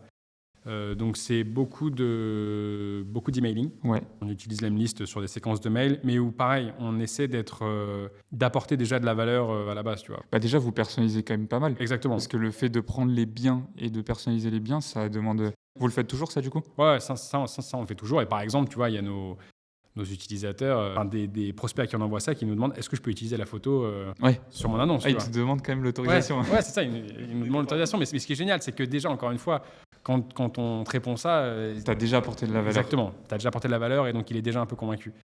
Donc on utilise toujours le canal d'email. En termes d'outils, du coup, vous fonctionnez comment pour faire ça? L'Emlist. Ouais, l'Emlist, mais pour personnaliser du coup tes messages. Ça, c'est les joies de l'IA dans le code aujourd'hui. Et en fait, Seb Il utilise du coup un peu tous les modèles Cursor et compagnie, tous les modèles adaptés dans Cursor et compagnie pour pouvoir créer des petites interfaces et des applications en quelques minutes qui vont justement permettre de personnaliser des photos, faire les choix des photos qu'on va justement personnaliser à envoyer aux prospects. C'est full automatisé du coup. Ouais, c'est quasiment full automatisé. Il y a juste une étape où il y a une free qui fait un peu de tri Ok. sur les photos envoyées. Mais sinon, c'est full automatisé. C'est énorme. C'est énorme. Ah, mais oui, ça c'est monstrueux. Encore une fois, c'est aussi possible parce que les contacts, on les trouve sur notre marché, quoi. Non, mais ce que je veux dire, c'est que cette partie personnalisation quand même des images, si vous les faites automatiser, parce que tu vois, c'est pas comme simplement personnaliser un message où au final c'est plutôt simple, mais là tu Oui. vas carrément chercher ouais, la tu vas bonne voir. image sur le site et ensuite tu vas la personnaliser avec ton outil. Exactement. Donc c'est quand même fort. Ouais, ça, c'est assez génial. On utilise, et ça d'ailleurs, j'invite n'importe qui à utiliser ce canal qui est hallucinant. Et d'ailleurs, si vous l'utilisez peu encore, franchement, foncez dessus. WhatsApp, Ouais, on utilise Wax pour ça. ok. L'outil pour justement utiliser WhatsApp Business. Si vous ne connaissez pas Wax, il faut que je vous intro auprès de Guillaume. C'est un des meilleurs outils récents que j'ai eu l'occasion de tester et qui a des taux du coup d'ouverture et d'interaction qui sont hallucinants. Parce que WhatsApp, ça reste un média qui est très peu utilisé en business aujourd'hui, donc en prospection, quoi que ce soit. Alors que tu sais que quand tu ouvres ta boîte mail, Tu vas avoir il y a des un messages. tiers des Ouais. mails, c'est des trucs que tu n'as pas envie de lire. Alors que sur WhatsApp, tout ton WhatsApp, normalement, tu n'as que aujourd'hui presque du perso un peu. Donc tu as une relation à l'app WhatsApp qui est assez saine par Ouais. rapport à ça. Et donc, il y a un bon accueil de la part des prospects sur ce canal-là. Le process, c'est le même du coup, c'est le Ouais. même message d'entrée, mais version Exactement. sur un autre canal. C'est exactement ça. Grosso modo, c'est exactement le même. Donc, WhatsApp, pas mal. On a testé un peu LinkedIn sans trop de succès pour l'instant. Je pense qu'il doit y avoir des trucs à faire, mais c'est moins évident. Parce que LinkedIn, tu peux pas autant personnaliser. Et donc, il faut arriver à pas être un mail trop de prospection bateau auquel personne répond. Il faut arriver à trouver du coup des angles et c'est pas évident, quoi. Mais je pense qu'il y a quand même un intérêt parce que notre cible est dessus quand même. Après, je pense que tu vois typiquement ce qu'on n'a pas encore fait, qu'il faudrait qu'on fasse, c'est de la création de contenu parce qu'on a des belles audiences quand même nous aussi sur LinkedIn et on a tout intérêt à générer du contenu à envoyer. Mais j'ai pas encore passé le cap de mettre ma tête sur les réseaux, etc. Mais il faut que je le fasse, en vrai. Ça marche, ça fonctionne bien. Bah ouais, ça fonctionne bien, ça fait clairement partie de la crédibilité aussi que tu acquiers sur ton secteur. Prochaine étape, le Prochaine contenu. étape LinkedIn, exactement. Création de contenu. Ouais, non, mais c'est clair, mais surtout que ça fait sens avec tout ce que tu dis, tu vois, avec ces problématiques de un peu d'évangélisation, parce que du coup, tu dois montrer comment marche l'outil. Et ça, en fait, c'est des choses que tu peux faire via le contenu. Ouais, exactement. C'est exactement ça. Et on a de la chance, nous, d'avoir un produit qui est super visuel. Ouais. La photo avant-après, tu montres un avant-après à quelqu'un, il capte tout de suite Ouais, c'est clair. l'intérêt et la valeur. Donc, c'est aussi assez cool, tu vois, à partager sur les réseaux. Donc, il y a ça. Et après, à l'époque, quand on était en gratuit, on utilisait vachement le référal. C'était flash est gratuit. Si tu veux continuer à l'utiliser gratuitement, renseigne quelques adresses mail de certains de tes collègues. Tu obtenais des crédits, du coup? Non, c'était juste pour pouvoir continuer à utiliser gratuitement. Ah oui, ok. Il n'y avait même pas de logique de crédit à l'époque. Ouais. Donc ça fonctionnait très bien. Après, on a testé un peu là le parrainage, mais ça n'a pas du tout pris. Mais je pense que, pareil, tu vois, typiquement le parrainage, je pense que c'est un canal qui peut être très fort, mais soit s'il est hyper intéressant en termes de gains que va obtenir la personne qui va parrainer, ou alors, bref, il faut le revoir différemment, mais nous, on a essayé avec tout simplement des codes parrains qui permettent d'avoir un peu de cashback, mais ça marche Ça n'a pas marché. pas du tout. Vraiment pas du tout. Après, peut-être qu'on l'a pas assez poussé, peut-être que... Ce que j'allais dire, parce que est-ce que des fois, est-ce que les gens en fait, le transmettent suffisamment? Ou est-ce que c'est plutôt la personne qui a reçu le code parrainage qui ne va pas convertir derrière? Non, effectivement, je pense que les gens le transmettaient peu, mais peut-être parce qu'ils ont peu d'intérêt à le transmettre. Il y a quelque chose en revanche qu'on a mis en place, ça pour le coup, on est assez convaincus. On n'arrive pas à le mesurer, mais que ça fonctionne bien. Parce qu'on a des inscrits quotidiennement, on ne sait pas forcément d'où ils viennent d'ailleurs. Ça, c'est un truc qu'il faudrait qu'on traque plus, tu vois, typiquement. Toutes les sources et tout. Mais sur ton freemium, tu as le logo flash sur les photos. Donc, si tu veux partager le après sur Le Bon Coin et tout, comme les conseillers immobiliers regardent beaucoup ce que font les autres sur les autres annonces et tout, ils vont voir une projection sympa. Ils vont se dire, Qu'est-ce que c'est ça? c'est quoi ce truc? Et moi, régulièrement, j'appelle des nouveaux inscrits en demandant comment est-ce que vous avez connu le produit. Et ils disent, ça fait 3 fois que je vois un concurrent qui utilisait votre truc là. Du coup, je me suis dit, allez, j'allais tester. Donc, ça, c'est cool. Ça, tu dis, OK, ça, c'est un canal qui est aussi assez intéressant. Mais ça, d'ailleurs, bon point que tu relèves, hein, parce que souvent, nous, ce que tu parlais là, de savoir d'où viennent les leads et tout, du coup, on appelle ça l'attribution, pour savoir si ça vient d'ads, d'outreach, ça vient de réseaux sociaux, des choses comme ça. Mais il y a un truc qui fonctionne bien et que peu de gens le font, c'est en fait tout simplement quand tu t'inscris sur un logiciel, Oui, tu sais, tu peux demander. un menu déroulant. Ouais, et en fait, ce qui est cool, c'est que c'est peut-être pas véridique à 100% parce que la personne, elle se rappelle plus quand la première fois elle a entendu parler de toi. Mais par contre, c'est là où ça a été le plus fort pour elle. Tu vois, elle peut se dire, bah, ok, c'est un ami qui m'en a parlé, ou je l'ai vu sur LinkedIn, ou bah, j'ai reçu un email de prospection. Mais au moins, c'est pour elle le canal qui a le plus marché. Tu Bien vois. sûr, c'est le canal qu'elle a en tête, même si c'est pas effectivement la première fois. Et c'est super intéressant. Et ça, c'est cool à mettre en le place. canal par lequel elle s'est dit, vas-y, je passe le cap et je m'inscris, quoi. Ouais. Ah, c'est hyper intéressant. Bah, c'est quelque chose que ça fait longtemps que c'est dans la to-do et qu'on n'a pas encore mis en place, tu vois. Cette fameuse to-do. Mais exactement, to-do tech. Donc il y avait ça, et là justement on est en train aussi de réfléchir à quels peuvent être des nouveaux canaux justement un peu d'acquisition de masse qui fonctionnent bien. Et en fait justement sur le gros, ce qu'il faut se dire, ce qui est super intéressant, tu peux rêver de ton canal magique qui va faire 90% de ton acquisition, ce qui peut d'ailleurs parfois être le cas dans certains business. Mais la réalité, c'est que c'est en gagnant 4% par là, puis 4% par là, puis 4% par là et tout, que tu vas prendre 30% à la fin. Ouais, c'est ça. Et puis ce qu'il faut faire gaffe aussi avec un canal qui est trop majoritaire, c'est que tu peux être dépendant en fait de ce canal. Donc typiquement, imaginons, je prends l'exemple de l'outreach. Là, il y a quand même des gros sujets en termes d'emailing sur les infrastructures qui sont compliqués parce que les boîtes mail, elles sont de plus en plus vigilantes. Et ça veut dire qu'imaginons demain, je sais pas, Gmail, il fasse un truc où il coupe tous les spams. En fait, tu es dépendant de ce canal, donc c'est mort. Donc c'est pour ça que c'est bien de diversifier un peu tes canaux. Exactement. Ah, mais clairement, c'est hyper important. Là, on va rentrer un peu plus dans la partie chiffres. Donc c'est là où, en général, il faut plus faire appel à sa mémoire. Mais est-ce que tu peux nous partager des chiffres que tu as en tête? Donc tu parlais de nombre d'utilisateurs. Aujourd'hui, vous êtes à combien? Aujourd'hui, il y a pas loin de 11 000 conseillers qui sont inscrits sur la plateforme. Parmi ceux-là, il y en a un peu moins de 10%, grosso modo, qui sont déjà devenus clients Flash. Ok. Soit sur de l'abonnement, soit sur du pack de crédit. Voilà. Et après, et avant de commercialiser, on était monté à 6 000 utilisateurs à peu près. Alors forcément, quand tu fais un produit gratuit et que c'est très nouveau, tu as un bel engouement, donc il y a plein de gens qui s'inscrivent. Après, c'est plus la même chose quand tu commences à commercialiser, mais c'est normal, c'est le jeu. Tu as toujours la perte. Ouais, voilà, aujourd'hui, c'est ça à peu près. Ok. Et tu as en tête ton MRR? On est grosso modo, on va parler d'ARR pour que ça soit plus sexy. Ouais. On est autour de 100K d'ARR, grosso modo là. Ok. À peu près. Voilà. Stylé. Du coup, en moins de 2 ans?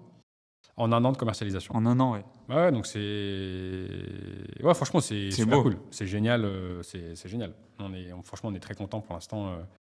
Faisons en sorte que ça continue. Mais très stylé. Bravo à toi. Merci beaucoup. Mais tu vois, finalement, c'est à chaque fois se poser la question de qu'est-ce qui va avoir le plus d'impact en prenant aussi un peu le moins de temps sur justement derrière de la conversion réelle. Et en fait, c'est en essayant de faire les choses un peu dans l'ordre et de manière logique que tu trouves ces réponses-là, quoi. Ouais, tu te concentres au bon endroit. Enfin, en tout cas, tu mets tes efforts au bon endroit. Et encore une fois, c'est aussi parce que on n'avait pas le choix. Ouais. Parce qu'il fallait faire du revenu, etc. Et donc, que tu trouves les réponses. Et pour le coup, pour rendre aussi pour passer aussi un petit big up pour le coup à H7 là-dessus, le programme Shortcut nous a énormément aidé. Ils sont en train de recruter d'ailleurs en ce moment pour la deuxième promotion. T'as un lien d'affiliation? Si on leur... non, même pas, tiens. Si on peut leur faire un peu de promo. La promesse du programme, c'était 4 mois pour se concentrer sur l'essentiel, justement. Et donc, ça veut dire pas perdre de temps à essayer de développer des trucs qui servent à rien. Puis 4 mois, ça va vite. Hein. Et 4 mois, ça va super vite. Dans l'accompagnement, c'était essentiellement de l'échange avec des gens qui ont de l'expérience.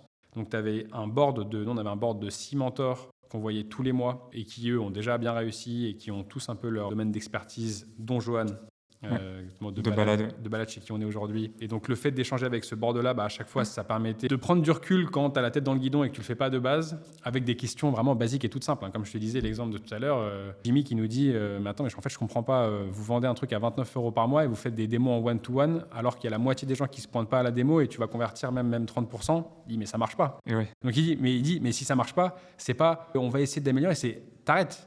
Ça, tu le fais plus à partir de maintenant, tu vois, parce que toutes les heures que tu vas perdre ensuite, tu les passes pas à essayer justement d'améliorer l'existant. Ce genre de truc où en fait tu as tellement la tête dans le guidon que tu te rends pas compte de ces choses-là. En fait, si tu prends pas un pas de recul, en fait. C'est ça. Ce programme-là était assez génial et ça nous a quand même vachement aidé. Seb, Anguet et moi, on a un peu le même travers. On a envie que les choses avancent super vite.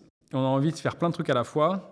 Et parfois, malheureusement, on finit pas ce qu'on est un peu en train de faire. Et donc, il y avait un peu un problème de focus. Tu vois. Ouais, ok. Et justement, Shortcut, ça nous a permis de corriger ce truc-là, de mieux aussi nous connaître et d'accepter certains travers qu'on a, de savoir qu'on l'a, et du coup, d'agir en conséquence. Et typiquement, plutôt que d'avoir une to-do avec 12 bullet points et d'avancer un peu sur les 12, c'est une to-do avec un bullet point. Ouais. Et tu là, je fais ça, et je termine ça. Et quand j'ai fini, je passe à la suite. Mais tant que j'ai pas fini, je passe pas à la suite. Et en fait, tu avances concrètement. Parce qu'à chaque fois que tu as terminé ton bullet point, tu le dis aux autres, tu es content et ça avance réellement. Et c'est ça qui fait que petit à petit, parce que tu as fait le bon choix de ton bullet point, que ça va vraiment avoir un impact sur ton revenu par exemple, et que tu l'as fait, tu as un impact sur ton revenu, puis après tu passes au deuxième et troisième, et c'est ça qui fait que petit à petit, Avance. voilà, tu avances. Ta conversion, ton acquisition, etc. quoi. C'est quoi les métriques que tu regardes le plus aujourd'hui? Celle qu'on se met à regarder, qu'on n'a pas du tout regardé, et c'est une énorme erreur, mais au début, tu le fais pas forcément, c'est l'usage de ton produit par tes utilisateurs. Est-ce qu'ils l'utilisent ? Ouais. Et essayer de traquer aussi est-ce qu'ils sont satisfaits, parce que c'est ça qui fait ton revenu aussi de demain. Alors ça, comme nous, on ne connaissait rien au SaaS, donc on trouvait ça génial, le principe de l'abonnement. Tu vois, c'est super, tu as converti ton utilisateur une fois et puis il peut rester là pendant des années.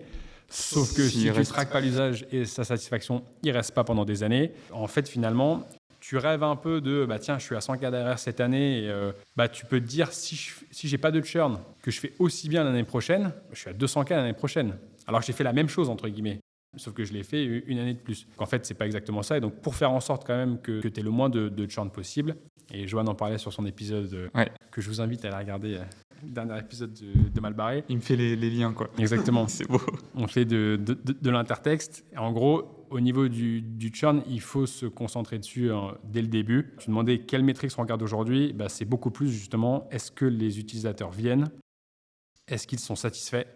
Et voilà. Et s'ils ne reviennent pas, on leur demande pourquoi, quoi. Parce que tu mets quelles métriques en face de ça sur l'usage? C'est combien de fois ils se reconnectent ou combien de fois ils ont utilisé leur crédit? Combien de fois ils se reconnectent? Combien de générations? En fait, tu vois, typiquement, on va regarder... parce qu'en fait, pourquoi aussi on s'est mis à regarder ça? Et c'est important de le dire, l'essentiel de nos abonnements sont annuels. On a commencé à commercialiser en janvier 2024. Le mois dernier, on était en janvier 2025. Tu as eu du churn? Premier renewal, tu vois, annuel. Et donc forcément, c'est là où le churn a le plus d'impact. Parce que toi, tu t'attends à ce que tes clients de l'année dernière re-signent maintenant. Comme c'était le premier mois, on ne savait pas trop à quoi s'attendre. Tu vois. Enfin, le premier mois où il y avait du renouvellement annuel. On ne savait pas trop à quoi s'attendre. Et puis, bon, finalement, franchement, ça allait, mais on se rend compte qu'il y a quand même plein de trucs à faire. Et c'est là où on a commencé à se dire, bon, maintenant, il faut arrêter de surtout pas regarder, tu vois, en se disant, allez, avec un peu de chance, ça va le faire. Non, maintenant, on se met à le traquer. Et donc, on regarde effectivement le nombre de connexions, de reconnexions. Et là, maintenant, on met en place un peu des systèmes dans l'app pour essayer de savoir si les utilisateurs sont satisfaits ou pas des photos qui sont produites. Ouais, c'est-à-dire que tu génères ta photo et directement on te demande la qualité, si elle est bien ou pas pour toi. Ouais, c'est ça en gros. Tu vas générer ta photo et après tu vas la valider ou pas. Et si pour le coup tu la valides pas, nous il faut qu'on se dise qu'il y a un problème, quoi. Parce que derrière le fait de la valider, ça va te permettre de l'ajouter à ton projet et de pouvoir publier ton projet et tout. Enfin bref, c'est un peu le parcours qu'on a revu aussi pour ça, quoi. Faire en sorte de valider tout ça. Et après, au-delà de ça, pour rester un peu sur cette métrique-là de l'usage, parce que pourquoi on suit la métrique de l'usage, justement, c'est pour essayer de valider le fait que les clients utilisent l'app. Et un des trucs qu'on est en train de faire, c'est diversifier les services pour sortir de l'étiquette home staging où tu te disais jusque-là, je vais utiliser Flash si j'ai besoin de home staging. Ouais. Le problème, c'est que si tu n'en as pas besoin parce que ton bien il est nickel ou qu'il est meublé, etc., tu vas pas penser à Flash. On est en train de diversifier les services pour que maintenant, à chaque fois qu'un conseiller rentre un bien, ils se disent je vais utiliser Flash, c'est évident, quoi. Plus tu apportes de la valeur de manière large, plus ton utilisateur il va pas avoir envie de quitter ton app parce qu'il l'utilise dans plusieurs trucs différents au quotidien. Ok, super intéressant. Tu vois ce que je veux dire? Et ça, je pense que c'est un des critères aussi qui peut faire que tu gardes davantage tes clients. En fait, tout simplement parce que tu apportes plus de valeur, quoi. Ouais, c'est clair. Et ça, je me rappelle parce qu'on parlait de Guillaume Houbèche tout à l'heure, un des éléments qu'il avait dit sur le churn qui m'avait assez marqué dans une de ses newsletters, pour diminuer ton churn, donc pour diminuer le nombre de clients qui partent, concentre-toi sur le profil des clients qui restent. Ça veut dire qu'en fait, plutôt que d'essayer justement, encore une fois, de taper tes clients un peu large et donc d'essayer de faire en sorte qu'à tout prix, les clients qui partent restent. Pour la plupart, ils partent parce que y a un truc qui fait qu'ils n'utilisent pas ton app, peut-être parce qu'ils n'en ont pas besoin, tu vois. Ouais. Donc en fait, plutôt que de taper plus large, en fait, concentre ta cible sur ton acquisition, sur le profil des clients qui restent, qui eux, ça fait 3 ans qu'ils sont là et ils sont hyper satisfaits. Va chercher plus de clients comme ça. Et tu verras que ton taux de clients qui reste, il va vachement augmenter parce que tu t'es concentré sur les bons. Ça, c'était aussi hyper intéressant. Après, bon, pour l'instant, on n'a pas encore fait ça, mais... Non, mais une bonne analyse à faire du coup sur votre base de données. Ouais. Du coup, donc, tu traques, on va dire, la rétention plus globalement avec l'usage, le churn. Tu as d'autres métriques aussi que tu regardes souvent? En gros, pour remettre un peu le funnel dans l'ordre, et ça, je rends aussi hommage, le mot n'est pas du tout bien choisi. Big up à Antoine Gorès, justement, qui est CMO de Crisp là-dessus, qui nous disait le bon ordre, c'est encore une fois de te concentrer sur la rétention. Donc, fais en sorte que tes clients soient satisfaits et qu'ils restent quand tu les as signés. Ensuite, tu te concentres sur la conversion. Fais en sorte que les gens qui viennent signent, parce que tu sais que quand ils signent, ils restent. Et ensuite, tu te concentres sur l'acquisition. Parce que du coup, tu sais que quand tu vas toucher beaucoup de monde, ils vont signer et ils vont rester. Si tu te concentres tout de suite sur l'acquisition, mais que les gens ne transforment pas et ne restent pas, mais juste tu vas t'épuiser. Ouais, et puis c'est un peu cette image de la passoire où tu peux avoir une bonne acquisition, mais en fait, si c'est une passoire derrière, c'est... Et vraiment, ça ne sert à rien. Ouais. C'est-à-dire que très concrètement, tu peux même améliorer ton acquisition. Si derrière, elle ne transforme toujours pas mieux et que les gens restent toujours pas plus, ça ne sert à rien. Et tu peux être super bon en acquisition. Si tu es nul en rétention et en conversion, ton activité, ça ne fonctionnera pas, quoi. Ouais. Ça ne marchera pas, très concrètement. Pour en revenir sur les métriques qu'on suit, nous, on s'est plutôt concentré sur la conversion tout de suite, qu'on traquait un peu au début. Maintenant aussi un peu l'usage / rétention, même si c'est très tôt pour parler vraiment de rétention, mais plus l'usage, du coup. On se dit que si l'usage augmente, la rétention devrait augmenter aussi. Et après, l'acquisition sur les nombres de leads qu'on fait rentrer. Mais par exemple, sur la pipeline d'acquisition, j'ai un petit dashboard où je vais avoir chaque nœud, un peu, tu vois, chaque moment pour essayer de comprendre comment est-ce qu'il évolue. Donc, il y a le nombre de personnes qu'on contacte. Sur les personnes qu'on contacte, combien s'inscrivent, par exemple, à un atelier. Ouais. Sur ceux qui s'inscrivent, combien participent à l'atelier. Sur ceux qui participent, combien se créent un compte Flash. Et sur ceux qui se créent un compte Flash, combien deviennent clients. Et après, l'idée, ça va être de travailler un peu sur chacun de ces nœuds-là pour augmenter le résultat global à la fin. Ouais, c'est cool. Tu as bien la vision globale comme ça. Ouais, exactement. Ça reste super important de suivre des chiffres parce que sinon, tu sais pas trop ce que tu fais, en fait. C'est la base, hein. C'est la base, c'est clair. Non, mais vraiment. Parce que ce que tu cherches à la fin, quand tu développes une activité commerciale, ça reste un chiffre. Ça va être ton chiffre d'affaires quand même. Et donc, lui, il s'explique par plein de facteurs avant. Et pour avoir le plus d'impact possible sur ton chiffre, il faut que tu comprennes ces facteurs avant, quoi.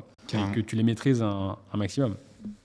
On avait eu, dans le cadre justement de Shortcut, à un moment l'intervention de Jean de la Roche-Brochard, qui avait dit 2 trucs, moi, qui m'avaient particulièrement un peu marqué. Le premier, c'était qu'aujourd'hui, il trouve qu'il y a encore trop peu d'entrepreneurs qui suivent de la data et qui se basent sur de la data pour prendre leurs décisions. Ouais. Alors que ça reste un des trucs quand même les plus normalement pertinents et fiables et qui ne trompent pas. La data ne ment pas. Donc ça, je pense que c'est super important. Et le deuxième truc qu'il avait dit, et ça c'est pareil, ça reste un conseil que je donnerais à n'importe qui de mes proches qui se lancent, c'est il vaut mieux trop de focus que pas assez dans ce que tu veux faire. Donc à la fois en termes de produits, tu vois, par exemple, et de fonctionnalités, faisant plutôt 1 ou 2 très très bien que plein qui ne fonctionnent pas bien. Ouais. Et pareil, focus en termes de cible. Choisis vraiment ta cible plutôt que d'essayer de trop élargir. Et il avait dit, j'ai croisé plein d'entrepreneurs qui regrettent de ne pas avoir été assez focus. J'en connais aucun qui regrette de l'avoir été trop, tu vois. Ouais, c'est une belle citation. Ouais, en vrai, c'est un peu le poncif. Oui, mais c'est tellement vrai et tellement pertinent qu'il vaut mieux passer un peu de temps à savoir quoi faire, tu vois, et et bien le cibler. Et après, passer beaucoup de temps à développer ça. Et ensuite, du coup, tu auras le luxe de pouvoir élargir parce que tu auras de la crédibilité sur un premier marché. Tu auras plein d'apprentissages, mais des vrais succès, entre guillemets, que tu pourras derrière répliquer, etc. Plutôt que de te perdre En plus, c'est épuisant de vouloir faire plein de choses auprès de trop de monde sans arriver à bien les faire. Alors qu'il y a déjà pas mal de choses à faire en général quand tu lances ton projet. Ouais, exactement. Il y a déjà bien assez de choses à faire. Donc déjà, commencer par bien les faire. Et... Bah, franchement, trop cool. C'est pour ça que j'aime bien cette partie Matrix, parce qu'en général, même si bon, tu vois, les grandes catégories en gros de Matrix que tu suis, c'est souvent les mêmes, mais chacun a un peu son petit truc à lui. Et tu vois, toi, tu as parlé de l'usage, donc c'est quand même cool. J'aime bien avoir la vision sur tout ça. Mais en fait, pour le coup, tu vois, quelque chose qu'on se met à faire pour clôturer là-dessus, c'est que ce qu'on essaie de faire, même si c'est jamais si évident, mais ce qu'il faudrait qu'on fasse vraiment quotidiennement, c'est que typiquement sur le bullet point de notre to-do qu'il faut qu'on fasse, il faut avoir en fait une métrique en face que tu viens améliorer. C'est-à-dire qu'à un moment, tu te dis, là, vas-y. Ça, c'est très gros, hein. Ouais, non, mais clairement. Je pense que t'es un gros en fait. C'est ça, on l'a démasqué. C'est ça. Je suis un gros. En gros, c'est ça l'idée. Tu vois, tu dis, vas-y, là, je vais m'attaquer à la. Tu vois, la dernière fois, c'était. Je suis à pas mal d'ateliers maintenant que j'ai fait sur Livestorm où j'ai des gens qui participent. Et moi, je me suis dit, putain, mais en fait, les gens s'inscrivent pas sur Flash après, quoi. Je me suis dit, mais en fait, il faut que tout le monde s'inscrive. Mais c'est tout con. Et je me suis mis à faire l'action qui change tout. Et je me suis dit, OK, maintenant, je me focus sur le taux de conversion de participants à l'atelier inscrits sur Flash. Et ben voilà, et ben tu te mets ça. Et après, tu fais l'action et c'est bon. Et l'action, tu la répètes à chaque fois que tu as un atelier et ça, c'est fait. Ouais. Tu as plein de gens qui s'inscrivent. Ensuite, tu vas te concentrer sur, OK, maintenant qu'ils sont inscrits, il faut qu'ils convertissent. Et tu mets en place toutes les actions que tu peux là-dessus. Voilà. Bref. Je t'enverrai des templates si tu veux. Très chaud, évidemment. Si tu utilises Notion, j'ai plein de templates. Carrément, à fond. C'est quoi, du coup, ta vision sur le projet Flash ? Enfin, ta vision d'ailleurs, mais ça peut être ta vision à toi, mais aussi la vision que vous avez tous les trois sur le projet. La vision, en gros, sur Flash, nous, on a toujours un peu ce rêve, tu vois, de craquer, entre guillemets, l'application autonome, que ce soit quasiment au niveau de l'acquisition, puis de la conversion, surtout, et de la rétention. Ça arrive à faire un produit qui soit tellement abouti, entre guillemets, c'est un peu le rêve, ça, tu vois, que les gens qui arrivent dessus sachent tout seuls comment ça fonctionne, soient satisfaits tout seuls, et donc derrière, on parle aussi, etc. Donc, nous, on travaille à fond là-dessus, le développement un peu du produit pour arriver à ça, clairement. Parce que l'avantage aussi, c'est qu'une fois que tu as réussi à faire ça, tu as des portes qui s'ouvrent assez géniales, parce que du coup, tu peux aller chercher d'autres marchés, où là, pour le coup, ton focus, ça va davantage être l'acquisition. Et donc, tu peux justement découvrir des nouveaux leviers aussi sur l'acquisition, sur des nouveaux territoires géographiques, etc. Donc nous, c'est ça. Nous, l'objectif, clairement, et c'était ça depuis le début, et ça reste ça, c'est la boîte à outils au niveau de l'image pour n'importe quel conseiller immobilier, qui est un peu self-onboarded, tu vois, et pour lequel qu'on peut derrière développer sur des nouveaux territoires à l'Europe, etc. quoi. Ok. Voilà. Belle vision. Mais c'est bien parce que du coup, vous mettez les étapes par étape. Tu sais qu'il faut se concentrer sur ça pour ensuite développer le reste. Du coup, c'est cool. Exactement. Et pour le coup, on est absolument convaincu d'une chose, et ça, c'est certain, ça passera forcément par le produit. Ouais. C'est-à-dire que ça ne marchera pas avec un produit qui est bancal. Ouais, c'est sûr. Donc, on travaille ça beaucoup. Est-ce que tu aurais un conseil pour l'audience ? Mais le petit twist, c'est un conseil qu'on peut appliquer dès demain. Réduis ta to-do à un bullet point. Enfin non, mais moi, c'est ce qui m'a vraiment aidé à être beaucoup plus efficace. Parce que forcément, du coup, tu te poses la question de si j'ai un truc à faire, qu'est-ce que je fais là ?